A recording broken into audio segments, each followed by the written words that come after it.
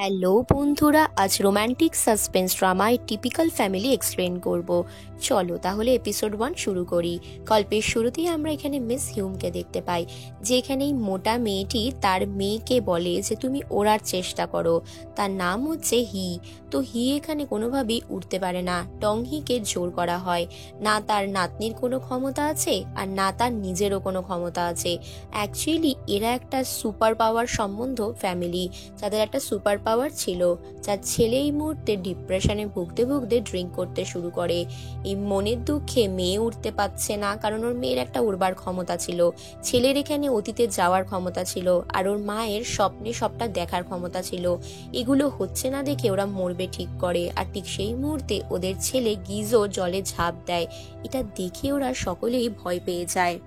ওরা সকলে এখানে গিজোকে খুঁজতে থাকে। গিজো এখানে ভাবে কিভাবে পুরনো দিনের মতন সুখে থাকবো। ও নিজের ওল্ড ওয়াইফের কথা মনে করতে থাকে, কারণ ওর ওয়াইফ আর এই পৃথিবীতে নেই। ওকে জলে ডুবে যেতে দেখে আমাদের গল্পের হিরোইন দাহাই ওকে বাঁচানোর চেষ্টা করে। ওর শ্বাস দেয় যাতে ওর নিঃশ্বাস প্রশ্বাস পড়ে, আর তারপর কোনোভাবে গিজোর জ্ঞান ফিরে এলে গিজো এখানে দাহাইকে নিজের ওয়াইফ ভেবে বসে। বলে, সিয়ন তুমি ফিরে এসেছো। সিয়ন বলে ওকে জড়িয়ে ধরে, আর ঠিক সেই মুহূর্তে মিস হিউমরা চলে আসে। ওকে হাসপাতালে অ্যাডমিট করা হয়। জিজ্ঞেস করা হয় তুমি সুইসাইড করতে গেছিলে কেন। গিজো বলে আমি সুইসাইড করিনি। তারপর ওর মনে পড়ে যায় এদিকে এই মেয়েগুলো সব মেকআপ করছে। এরা সকলেই একটা পার্লারে কাজ করে, যে পার্লারে ম্যাসাজিং এর কাজ করা হয়। এখানে প্রথমেই দাহাই বলতে থাকে আজ বয়স্ক ওই মহিলাটিকে আমি ম্যাসাজ দেবো। এরপর চলে যায়। এখানে মিস হিউম এসেছিল ম্যাসাজ নিতে। প্রথমেই ওরা একটা স্পেশাল ফ্রেগ্রেন্স ওয়ালা চা দেয়। এই চাটা খাওয়ার পর ওরা ম্যাসাজের প্রসেস স্টার্ট করে। মিস হিউম চায়ের গন্ধটা শোকে, আর তারপর সেটা খেয়ে নেয়। এরপর সুন্দরভাবে দাহাই ওনাকে ম্যাসাজ করতে থাকে। মিস হিউম এখানে দাহাইয়ের সাথে গল্প করতে করতে জানতে পারে যে ওর এখানে ফ্যামিলির কেউ নেই, ও একা। আর তার জন্য এখানে মিস হিউম এখানে ঘুমিয়েও পড়ে। অনেকদিন পর উনি খুব সুন্দরভাবে ঘুমিয়েছে, তার জন্য উনি দাহাইকে এখানে ইনক্লুড করে। বলে যে আমি ওই মেয়েটির কাছে আবারও ম্যাসাজ নিতে চাই। দাহাইকে দেখে মিস হিউম চিনতে পারে যে এই হচ্ছে সেই মেয়ে যে এখানে গিজোকে জলে বাঁচিয়েছিল। তাই জন্য ওকে ধন্যবাদ জানিয়ে অনেক টাকা দিতে চায়, কিন্তু দাহাই টাকাটা নিতে চায় না। এরপর দাহাইয়ের ম্যানেজারকে দিয়ে ওকে বাড়িতে সার্ভিস প্রোভাইড করার জন্য ইনভাইট করে। দাহাই এখানে আর মানা করার জায়গা ছিল না। নেক্সট দিন আমরা দেখি দাহাই ওনার বাড়ি চলে গেছে। বাড়িটা বড় অদ্ভুত ছিল, অনেক বড় একটা বাড়ি। তার চারপাশে প্রচুর গাড়ি আর অনেক অদ্ভুত রাস্তাও ছিল। বাড়ির ভেতরে প্রবেশ করার পর দাহাই কাউকেই দেখতে পায় না। দেখে একটা ফাঁকা বাড়িতে কেউ নেই। আপনা আপনি সেখানে আলোগুলো জ্বলে উঠছে। বাড়ির মধ্যে সব অদ্ভুত জিনিসপত্র রাখা রয়েছে। সব ঘরগুলো ঘুরে দেখতে দেখতে মিস হিউমোকে ডাকে। এরপর মিস হিউমোকে একটা বাগানে নিয়ে যায়, যেখানে গিয়ে দাহাই বলে সত্যি জায়গাটা খুব সুন্দর। এরপর আমরা গিজোর রুমটাকে দেখতে পাই, যেখানে নিজে ড্রিঙ্ক করে সারা ঘরটাকে নোংরা করে রেখেছিল। দরজার মধ্যে ওর মা সাটিয়ে দিয়ে গেছিল বাড়িতে গেস্ট আসবে, তুমি বাইরে বেরোবে না। কিন্তু গিজো তাও শোনে না, কিচেনে চলে যায় আরো একটা ড্রিঙ্ক আনতে। আর তখনই দাহাইও যায়। দাহাই এখানে চা করবার জন্য গরম জল নিতে গেছিল। এখানে গিজো বোতলটা খুলতে পারছিল না দেখে দাহাই ওকে হেল্প করার কথা বলে, কিন্তু গিজো ওকে একদমই পাত্তা দেয় না। এরপর ইচ্ছা করে ওই ড্রিঙ্কের বোতলটা ফেলে দেয়, যাতে ও গিজোর অ্যাটেনশন নিতে পারে। এরপর গিজোকে বলে তুমি পাটা সরিয়ে রাখো, আমি সব পরিষ্কার করে দিচ্ছি। মিস হিউম ছেলেকে অনেক বকাবকি করে, আর ছেলেকে এখানে দাহাইয়ের সাথে পরিচয়ও করিয়ে দেয় যে এই হচ্ছে আমার ছেলে। কিন্তু এখানে গিজো কোনো পাত্তা না দিয়ে চলে যায়। এরপর নিজের কাজ শুরু করে দাহাই।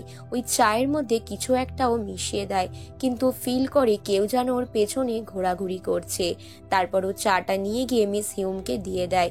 মিস হিউম এখানে গল্প করতে করতে জানতে পারে দাহাইয়ের ফ্যামিলির কেউ নেই, আর ওর দুবার বিয়ে হয়েছে, কিন্তু ওর স্বামীরা ওকে ঠকিয়েছে, তার জন্য ওর বিয়ে ভেঙে গেছে।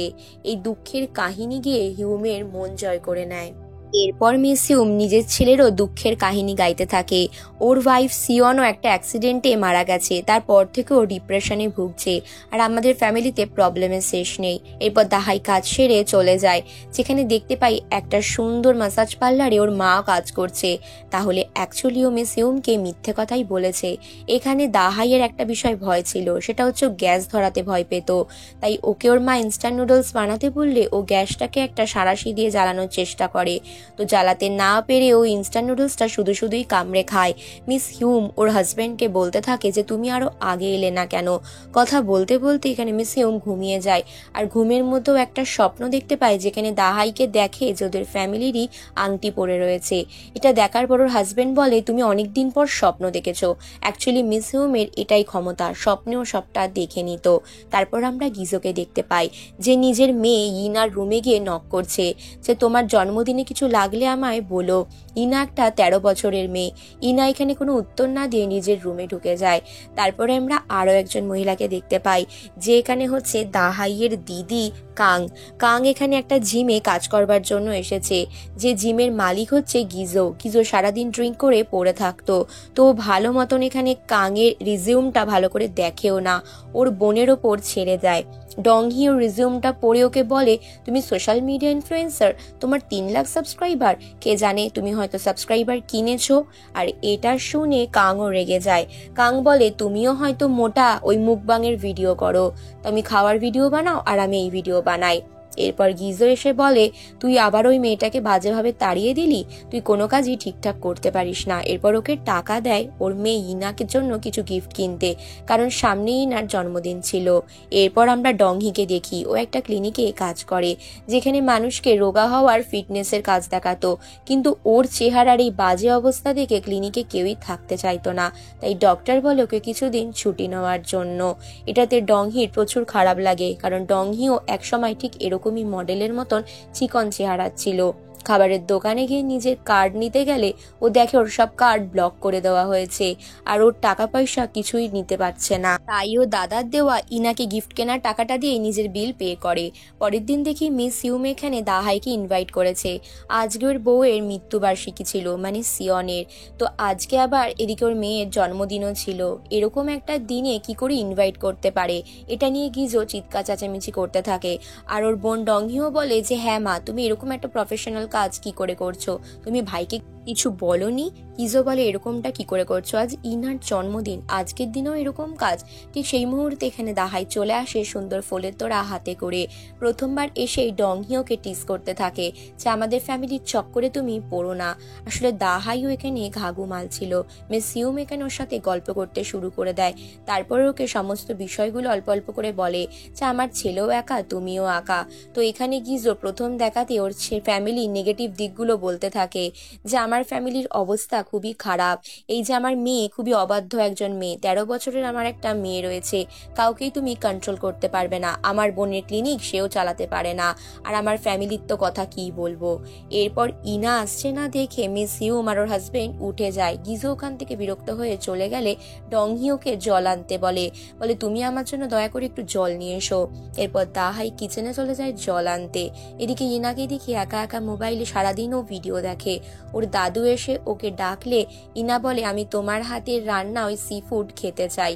এটা শুনে ওর দাদু ওর জন্য তাড়াতাড়ি করে রান্না করতে শুরু করে। দাহাই এরপর জল নিতে চলে আসে, কিন্তু ওই স্থানে একটা সিন ক্রিয়েট হয়ে যায়। ওর দাদু ওর জন্য সুন্দর করে কেক সাজাতে থাকে, কিন্তু মিস হিউম গিজোকে বকাবকি করে কেন তুই নিজের জীবনটাকে শেষ করে দিচ্ছিস, মৃত বউ সিয়নের কথা ভেবে কতদিন এভাবে কষ্ট পাবি, আজকে তোর জন্যই তোর বউ মারা গেছে, তোকে আমি বলেছিলাম নিজের বিয়ের পরিণতি দেখিস না, অতীতে যাস না, সবকিছু তোর জন্য হয়েছে। এদিকে ঠিক সেই মুহূর্তে ইনা নিচে নেমে আসে আর কেকটাকে ফু দিয়ে নিভিয়ে আবার নিজের রুমে চলে যায়। এটা দেখে গিজো বিরক্ত হয়ে নিজের রুমে চলে যায়। এদিকে বাইরে বৃষ্টি পড়তে শুরু করে। বাগানের মধ্যে খাবারের আয়োজন করা হয়েছিল। ইনা মনে মনে বলে যে আমার জন্যই সব হচ্ছে, আমি যত নষ্টের গোড়া। বাগানের খাবার দাবারগুলো মিস হিউমের হাজবেন্ড সরাতে গেলে মিস হিউমের শরীর খারাপ করতে লাগে। তখন ওনাকে ধরাধরি করে হাসপাতালে নিয়ে যাওয়ার চেষ্টা করা হয়। আর এখানে দাহাইকে বলা হয় ভেতরে গ্যাসটা জ্বলছে, তুমি একটু বন্ধ করে দাও। আর দাহাইয়েরই একটা জিনিসেই ভয় লাগতো, তাই কিভাবে চিমটা দিয়ে ও গ্যাসটাকে বন্ধ করবে বুঝতে পারছিল না। ঠিক সেই মুহূর্তে ইনা এসে গ্যাসটা বন্ধ করে দেয়। ইনা বলে তুমি এটাতে এত ভয় পাচ্ছিলে, আর একটা কথা বলো তো সেদিন চাই তুমি কি মেশাচ্ছিলে? দাহাই বলে আমি আসলে সুন্দর ফ্র্যাগ্রেন্স দিচ্ছিলাম যাতে মানুষের ভালো লাগে। ইনা এরপর পাত্তা না দিয়ে উপরে চলে যায়। এরপর দাহাই গ্যাসের দিকে তাকিয়ে থাকে। তারপর গিজোকে দেখি ওর মৃত বউ শ্রিয়নের এখানে মেমোরিয়ালের কাছে গেছে। আজকে ওর মৃত্যুবার্ষিকী, ওর মা বাবা ওর জন্য ফুল নিয়ে এসেছে। শিয়নের মা বাবা ওকে অনেক অপমান করে, কিন্তু শিয়নের মা বলে তুমি মুভ অন করে যাও, কতদিন আমার মৃত মেয়ের জন্য বেঁচে থাকবে, তোমার কোনো অন্যায় নেই। আচ্ছা সত্যি কি তোমার সুপার কোনো পাওয়ার ছিল? সেদিন ওরা অ্যাক্সিডেন্টে ক্ষতবিক্ষত হলো, তোমার কিন্তু কিছু হয়নি। তারপর আবারও দাহাইয়ের কাছে দেখতে পাই দাহাই এখানে সি ফুডটা গরম করে আর ইনাকে সে খেতে বলে। ইনা প্রথমে খেতে চায় না, তারপর দাহাই বলে এটা খুবই টেস্টি হয়েছে। দাহাই লক্ষ্য করে ইনা সারাক্ষণ মোবাইলে ব্যস্ত থাকতো, তাই ও নিজে খাবার খেয়ে খেয়ে ইনাকে লোভ লাগাবার চেষ্টা করে যাতে ইনা খাবারের প্রতি ইন্টারেস্ট পায়। আর দেখতে দেখতে ইনাও এখানে দাহাইয়ের সাথে খাবার খেতে আরম্ভ করে। তারপর ইনা ওর সাথে অল্প অল্প করে গল্প করে, বলে তুমি আমার ফ্যামিলি থেকে দূরেই থাকো, আমার ফ্যামিলিতে আমিই হচ্ছে সব থেকে অদ্ভুত, আমার কোনো পাওয়ার নেই, বাকি সকলেরই পাওয়ার রয়েছে। ঠাকুমা তো তাই মনে পড়ে, ঠাকুমা ঘুমোলে স্বপ্ন দেখে আমার বাবা পাস্টে চলে যেতে পারে আর আমার পিসি উড়তে পারে, তো এটা শুনে অদ্ভুত লাগবে। দাহাই মজা করে বলে তাহলে তোমার চোখেও কি কোনো এক্সরে স্ক্যানার আছে? তো এরকম মজা করে বলার পর ইনা বলে তোমার বিশ্বাস না হলেও এটাও সত্যি, আমার বাবা ডিপ্রেশনে ভুগছে, তাই তার পাওয়ার এখন আর কাজে লাগে না, আর আমার ঠাকুমার ভালো করে ঘুম হয় না। ঠিক সেই মুহূর্তে গিজো এসে জানতে পারে ইনা আজকে জন্মদিনের দিন সুন্দরভাবে ডিনার শেষ করেছে। এটা শুনে ওর মনে একটু ভালো লাগে। তারপর এখানে দাহাইয়ের সাথেও গল্প করতে লাগে।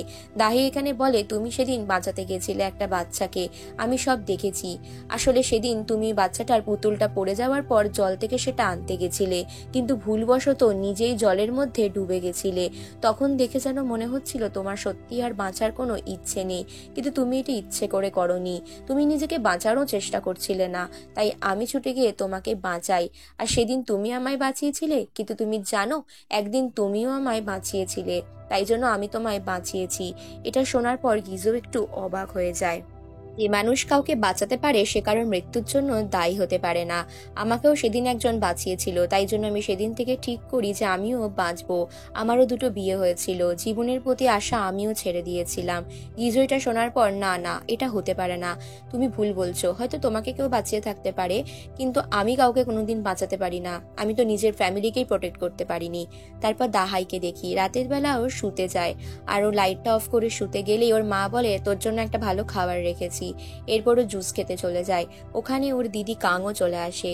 ওর মা ও দিদিকে বলে তুই কোনো ভালো কাজ করতে পারিসনি, কিন্তু দাহাই আজকে একটা বড় দাও মেরেছে, ও গিজোর ফ্যামিলিকে টুপি পরিয়ে দিয়েছে। এখানে দেখি একটা অতীতের ঘটনা, যেখানে আগে দাহাইয়ের বরদের সাথে ওর নিজের দিদি কাংই এখানে অভদ্রতাম করেছে, আর সকলকে ঠকিয়ে এক প্রকার নিজের মাথায় নিজের বোতল ভেঙে নিজের স্বামীদের নামে কেস করে তাদের কাছ থেকে টাকা পয়সা নিয়েছে। এক প্রকার দাহাইয়ের ফ্যামিলি এখানে চিটার ফ্যামিলি, আর দাহাই এভাবেই চলে আসছে।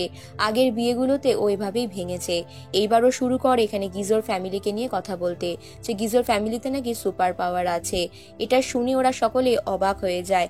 আর গিজোর মা হিউমের ঘুম আসতো না শেয়ার মার্কেট করতো বলে। দাহাইয়ের ফ্যামিলির লোকেরা সকলে হাসাহাসি করতে থাকে যে এরকম সুপার পাওয়ারও আজকের দিনে হয় নাকি। ওর আঙ্কেল, ওর মা, ওর দিদি সকলেই ঠাট্টা করতে থাকে যে এরকম কিছুই হয় না। তারপর আমরা ইনাকে দেখি, ওর জন্য গিফট এনেছে গিজো। গিজো প্রত্যেকবারই ওকে টেডি বিয়ার গিফট করে, তাই ইনা প্রতিবারের মতন গিফটটা গিয়ে নিয়ে ওকে থ্যাংক ইউ বলে দেয়। আর তারপর সেই টেডি বিয়ারটা একটা ড্রয়ারের মধ্যে ভরে রাখে। প্রতি বছরই ওর বাবা ওকে এরকমই গিফট দিত। একদিন গাড়ির মধ্যে ওকে টেডি বিয়ার দেয়, আর তখনও দেখতে পায় ওর বাবা গাড়ির মধ্যে নেই, আর ওর মায়ের চোখে জল চলে এসেছে। তখনই ওর চোখটা জল জল করে ওঠে, আর তখন ওর মায়ের গাড়িটা অ্যাক্সিডেন্ট হয়ে যায়। অ্যাক্সিডেন্টের পর এখানে গিজো গাড়ির মধ্যে ফিরে আসে। ফিরে আসার পর তখন সব শেষ, শিওন অ্যাক্সিডেন্টে মারা গেছে। ওর ছোট্ট মেয়েটাকেও খোঁজার চেষ্টা করছে। এরপর কি হয় জানতে চ্যানেলটাকে সাবস্ক্রাইব করে রেখো, আর ভিডিওটা ভালো লাগলে লাইক, কমেন্ট, শেয়ার অবশ্যই করে দিও।